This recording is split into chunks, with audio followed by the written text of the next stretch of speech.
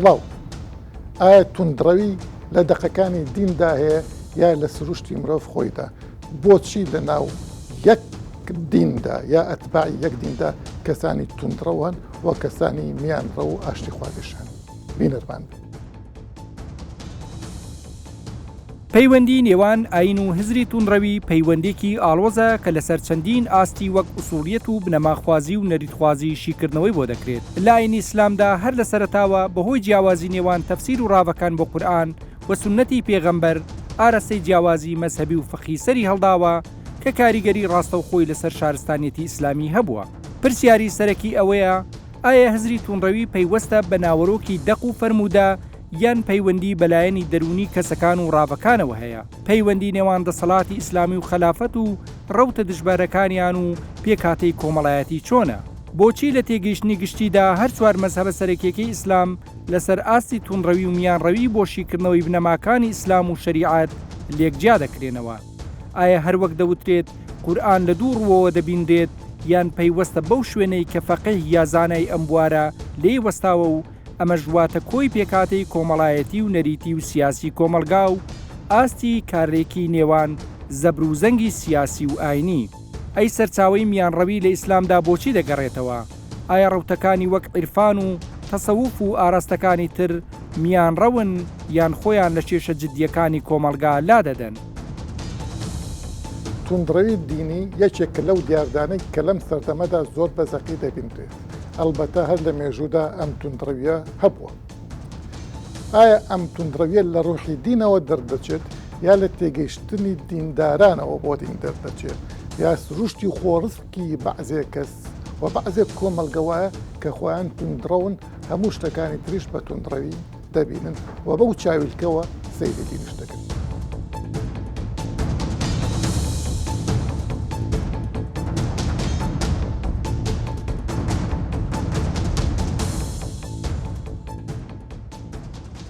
مامۆستا مەسەلەی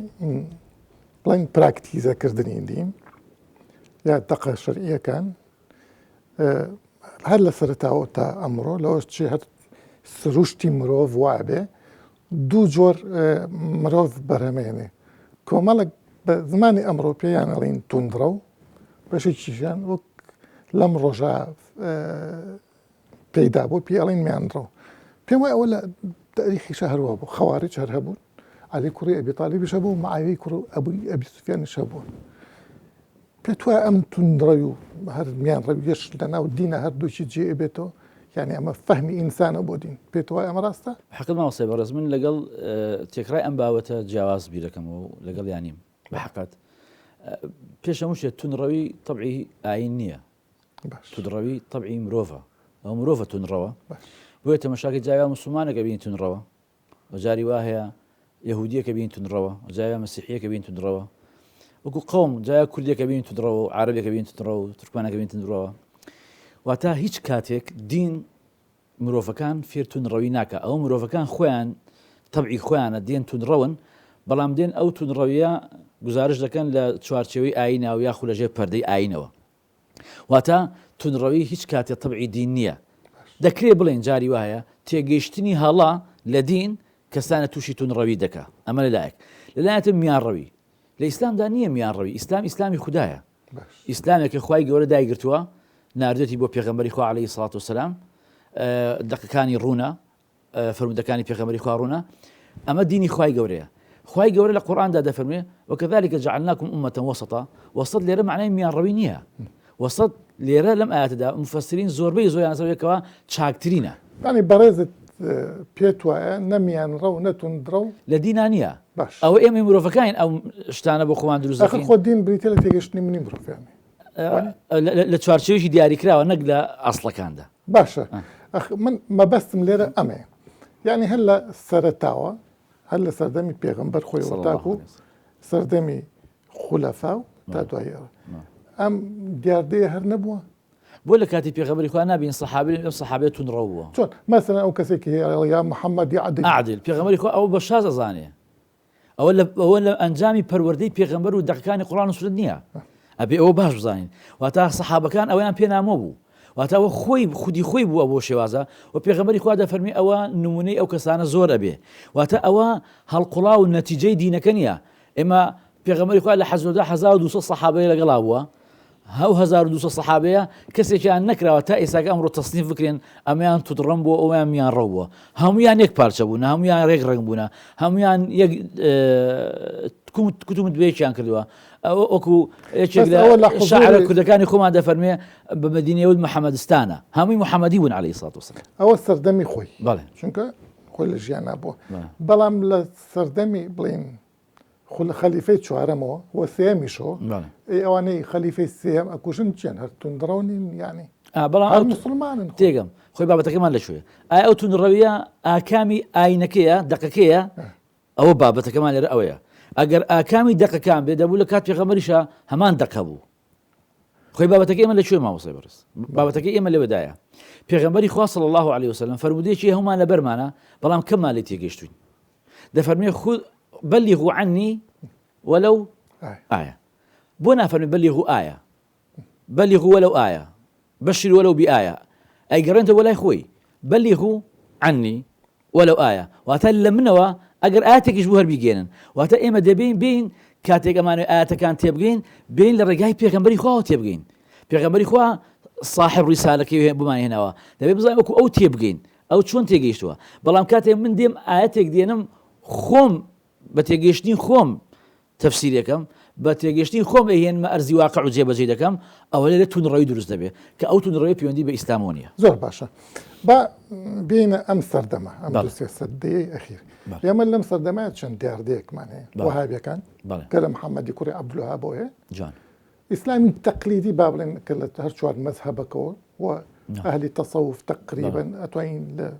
شوێنێکا کۆیان کەینەوە لەگەڵ ئیسلامی سیاسی إن صح التعبير يما تقريبا أم سيرة وثمانية لنا إسلامي سياسيشة سلفية جهادي تندرو معناه لقال إسلامي ميان أجراز ميان رو أي أمانة لشوي الدينان يعني بون منك براي سلفي مدخلي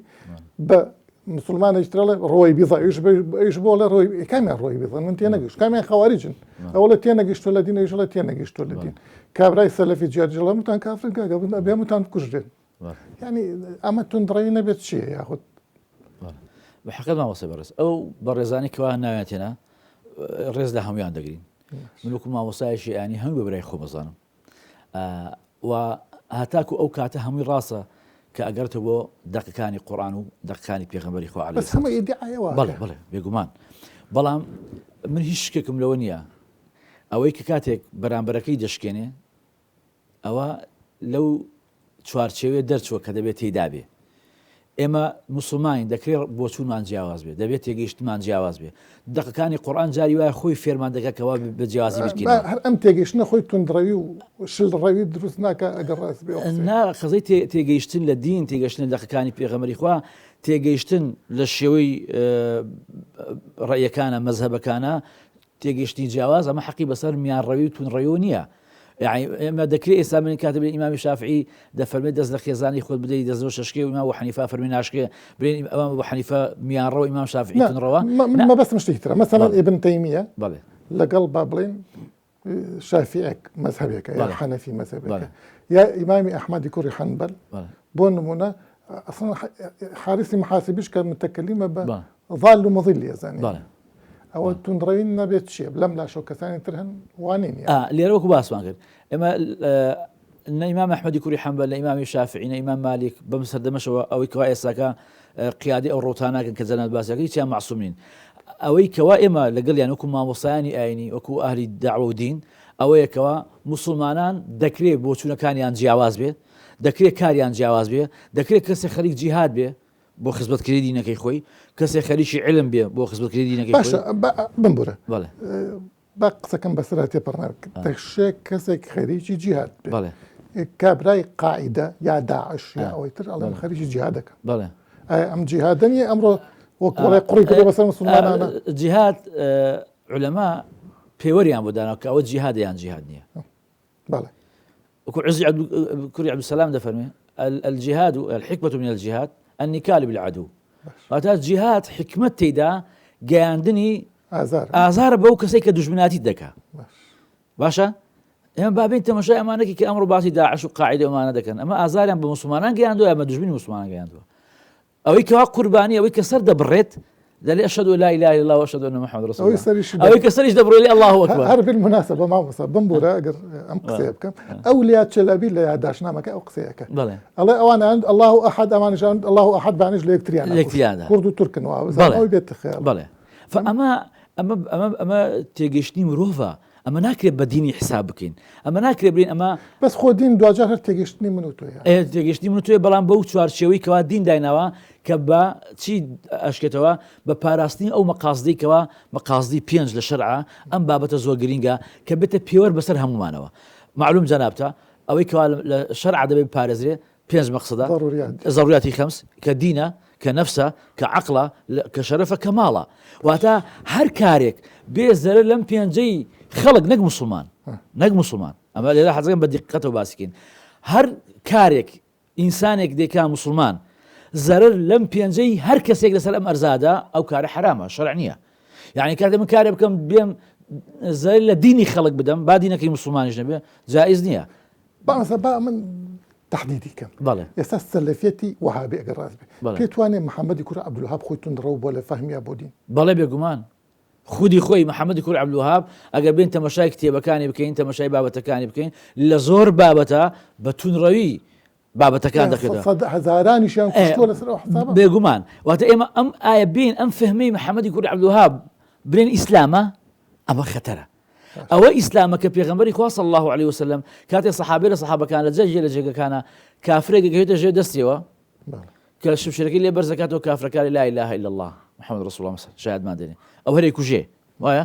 کە کاتێ سەحابەکە دێتە لای پێغەمبەری خوا عليه الصلاة والسلام پێغەمبەری خوا فەرمێت چۆن کوشتت فەرمی یا رسول الله لە ترسی شمشێرەکە ئەو قسەی کردووە فەرمی هەلا شەقەقتە عن صدرێ ئەوە دینە ئەو کاری سەحابەکە دین نییە پێغەمبەری خوا ڕەخنەی دەگرێت هەتا سەحابەکە دەفەرمێ خۆزگەی ئیسلام بوون دوای ئەو حادیسەیە وایە ئەوە نە پەشیمان ئەبێتەوە قورس لەسەری واتە لێرە ئوسامەی کوڕی زەیدیش بەڵێ ئەمە کامەی دینە ئەم کارەی ئوسامە دینە یان ئەمەی پێغەمبەری خوا کە فەرمێ هەلا شەقەقتە عن صدرێ واتە ئەوەی پێغەمبەری خوا دینە نە کارەکەی ئوسامە جا ئێمە ئەگە ئەو کارە ئوسامە کروێتی محەممەدی کوور عەبدولوهاب کروێتی خالی کروێتی هەیمان پێ ڕەفزە دوا پرسیار با ئەمە بکەم بەڕێزت پێت وایە ئێستا توندڕەوی زاڵە بەسەر عەقڵی مسلمانە یان ئێستا حالیان بەڵێ وایە لەبەرەوەی دەعمەکرێ لەبەرەوەی باش شتێکی باسی کەم تەڕەفەی نەقیض یەکتری تەغزیاکەن ئەم لاولای توندڕەوی عەلمانیەت لەگە توندڕەوی ئیسلامیەت ئەم دوانێ ئەمڕۆ یەکتری نانەدەن ئەم دوانە دووچان بەهۆی یەکتریەوە زەمینە سازی بۆ مانەوەی یەکەکەن جا بۆیە تەماشاکەی توندڕەوی ئیسلامی ئەم ڕۆژاڵە و توندڕەوی عەلمانیش ئەم ڕۆژاڵە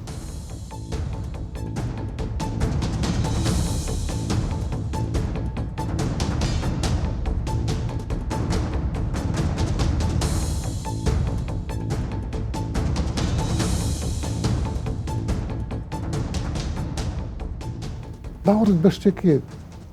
لە دینە پێ بوترێت توندڕە و میانڕە و شتێک بەو شێوەیە لە ناو دینە من بڕوام نییە توندڕە و میانڕۆ ناخێر بەڵکو لە تێگەیشتنی مرۆڤەکان بۆ دین بڵێت توندڕە و میانڕە هەیە یعنی ئەکرێ ئینسانەکان ئینسانێک طبعی توندە ئینسانێک طبعی وەگەڵێ هادئە لەسەر خۆیە ئەمە خۆی گەورە ئاوا دروستی کردووە بەڵام جاری وا هەیە لە تەوزیفی صحیحی خۆی لە مەسارەکەی خۆی لا ئەدا چونکە لە هەموو ئینسانێکە وەکو چۆن خۆشەویستی بۆ خێر هەیە خی پەروەردگار پێی داوە ئاواش حەزێکی شەڕەنجێزی تیا دروست کردووە وەکو چۆن شەو ڕۆژ هەیە خێر و شەڕ هەیە حەق و باتڵ هەیە لە ناو ناخی ئینسانەکانیشە ئەم دوو چەمکە بوونی هەیە بەڵام پێت وایە ئەوە دەقەدینیەکان نییە ئەوە دروستەکە ئینسان طبیعەتی ئینسان خۆیەتی نەخێر ئێمە زۆر جار بینی ومانە موسڵمانیش نییە و توندڕەویشە ئەخرێش خاوەنی ئایدۆلۆژیایەکە خاوەنی ئایدۆلۆژیایە بەڵام چی ئەوەی کە ئێستا ئەگەر بۆ نمونە کەسێکی مەسیحی میانڕە و بێنە یان ئەوەی کە دیفاع لە ئینجیل و ئەواناکە ئەڵێ ئینجیلی ئێمە پڕێتی لە ئاشتی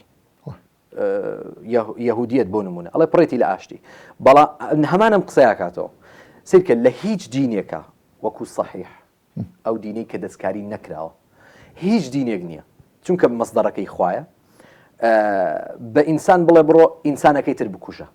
چۆن ینی یعنی تایە نییە بڵێ بڕۆ ئینسانەکەی تر بکوژە ئیلا مەگەر سەبەبێکە بێ سەلای ئێمە هەیە لە قورئانە ئەفەرمێ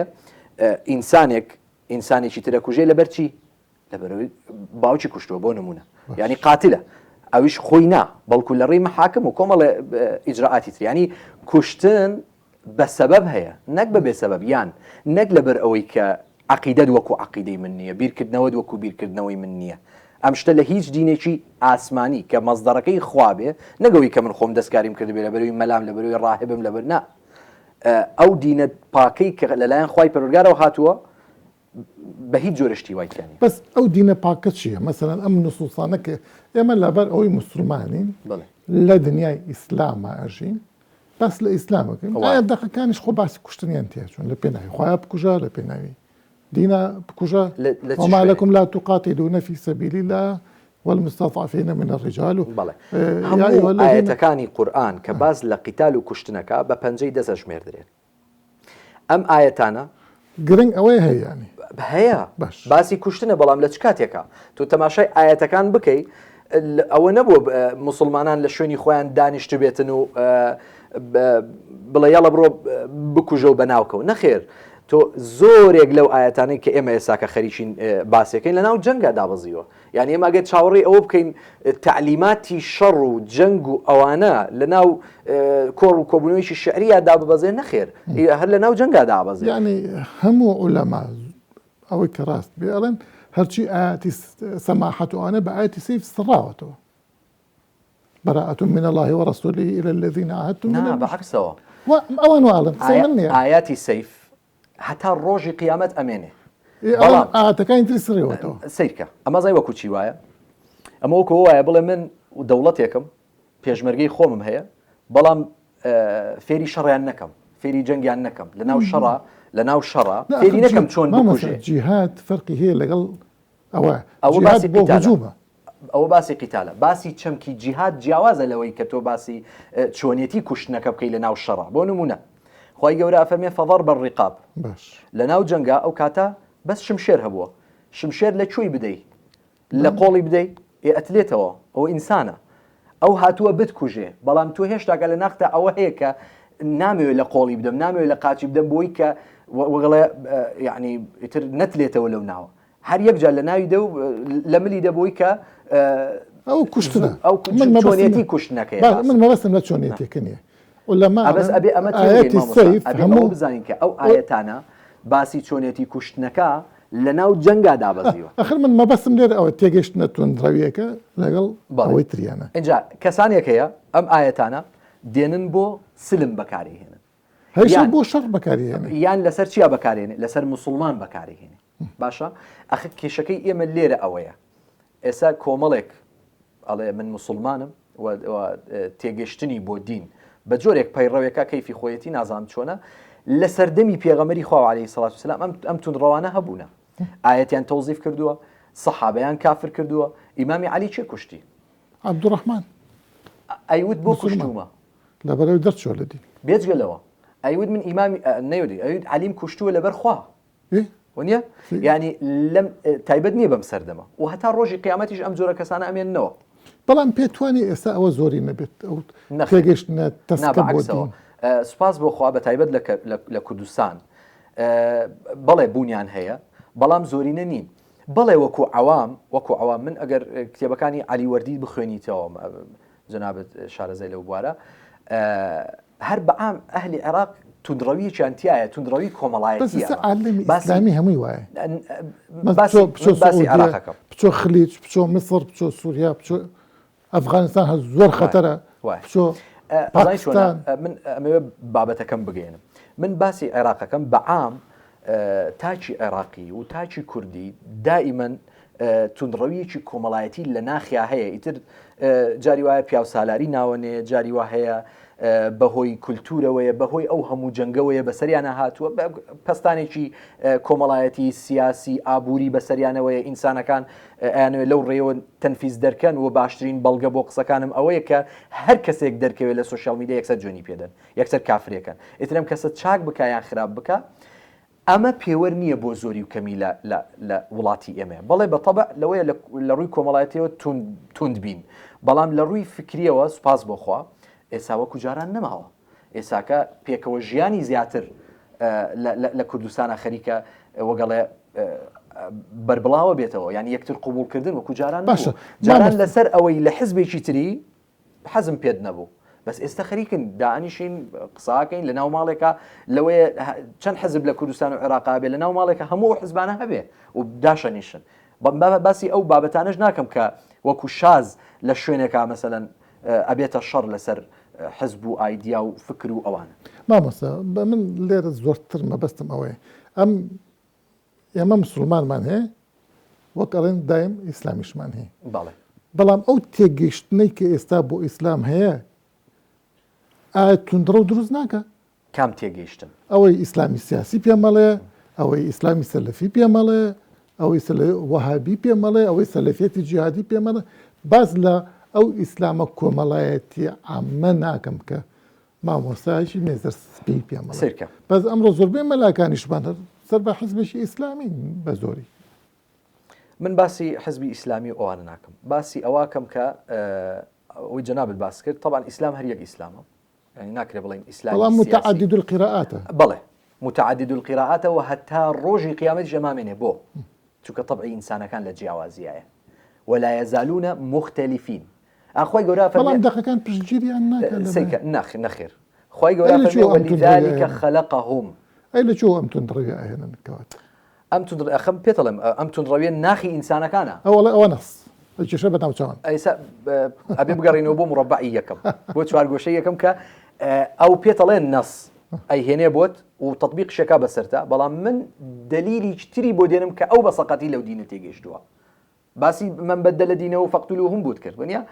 من ئاەتی بۆ دێنمەوە من فعلی پێغەمبەری خوام بۆی باس کردو ئایا ئەوەی کە تۆ ئەیکەی فعلی پێغەمبەری خوایە ئایا ئەوەی کە تۆ ئەیکەی لە قورئانە هاتووە یعنی تەوجیهاتی ئەگەر تۆ ئەڵی دینداری و دینە ئەبێت تەوجیهاتی خوای و پێغەمبەر بێ ونیا ئەگەر وانە بێ بکەواتە تێگەیشتنی خۆتە ئەو من بدل دینەوە فەقتولو ئەمە حەدیثی ترمانێ بۆچی التارك لدينه المفارق للجماعة إنجا قرافي أو حديثة بخوينيته أو المفارق للجماعة أو يكمن باسم كرت كبرانبري مسلمان قريب وقال جاسوسي بو دولتي تركا وجنگك كيسهر نظامي سياسي أم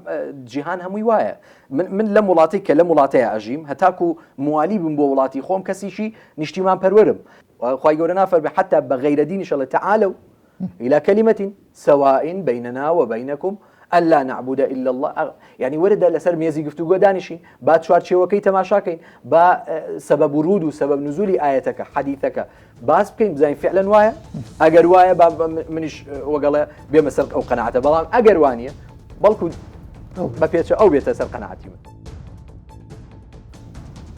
توندڕەوی ئاینی مەرج نییە لە ڕۆحی دەقەکانەوە بێ